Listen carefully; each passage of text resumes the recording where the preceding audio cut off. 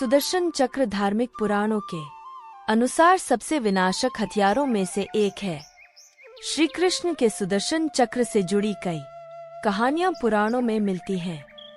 श्री कृष्ण का सुदर्शन चक्र पहले भगवान विष्णु के पास था।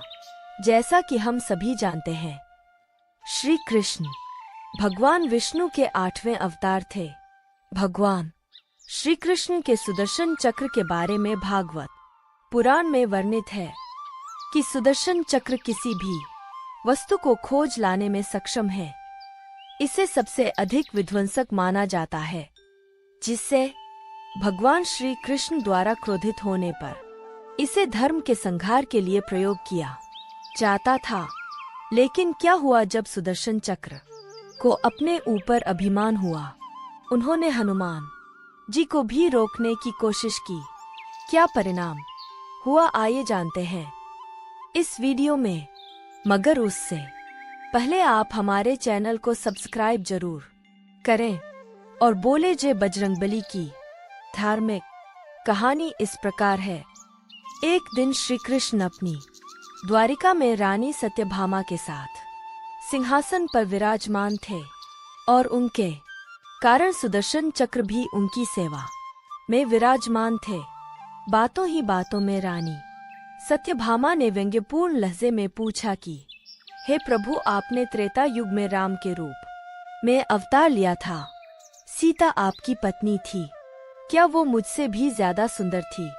भगवान सत्यभामा की बातों का जवाब देते उससे पहले गरुड़ ने कहा, भगवान, इस दुनिया में मुंह से ज्यादा तेज गति से कोई और उड़ सकता है।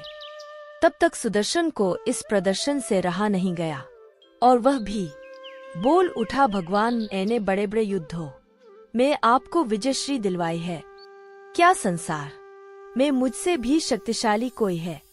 द्वारकाधीश समझ गए कि तीनों को अभिमान हो गया है। प्रभु की लीला सोचने लगे कि कैसे इन तीनों के अभिमान को नष्ट किया जाए।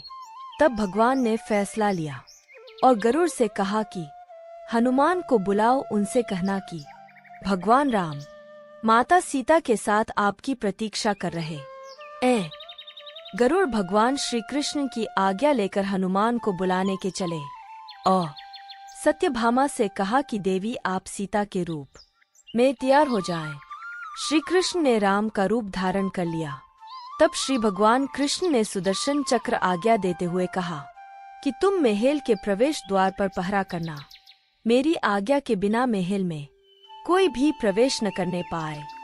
सुदर्शन चक्र ने कहा, जो आज्ञा प्रभु और भगवान की आज्ञा पाकर सुदर्शन चक्र महल के प्रवेश द्वार पर तैनात हो गया। तब तक गरुड़ हनुमान के पास पहुंचकर, भगवान राम, माता सीता आपसे मिलने को बुलाया। आप मेरी पीठ पर बैठ जाइए, शीघ्र आपको प्रभु के पास पहुंचा दूंगा। हनुमान जी ने कहा कि आप चलिए, आता हूँ। गरुड़ जी मन ही मन विचार किया कि हनुमान जी तो वृद्ध हो चले हैं, यह कैसे जल्दी पहुँचेंगे। जिसके बाद हनुमान जी के कहने पर गरुड़ जी द्वारका की ओर चल पड़े। लेकिन जैसे ही वह महल में दाखिल हुए, गरुड़ जी के होश उड़ गए। उनके सामने हनुमान जी विराजमान थे। जब महल में पहुंच गए, यह देखकर गरुड़ का सिर लज्जा से झुक गया। तभी श्री राम के रूप में श्री कृष्ण हनुमान जी से कहा कि पवन पुत्र, तुम बिना आज्ञा के महल में कैसे प्रवेश किए? क्या तुम्हें किसी ने प्रवेश द्वार पर रोका नहीं? हनुमान जी हाथ जोड़ते हुए बोले, प्रभु, आपसे मिलने के लिए मुझे कौन रोक सकता है? और अपने मुंह से सुदर्शन चक्र को बाहर निकाल कर प्रभु के सामने रख दिया।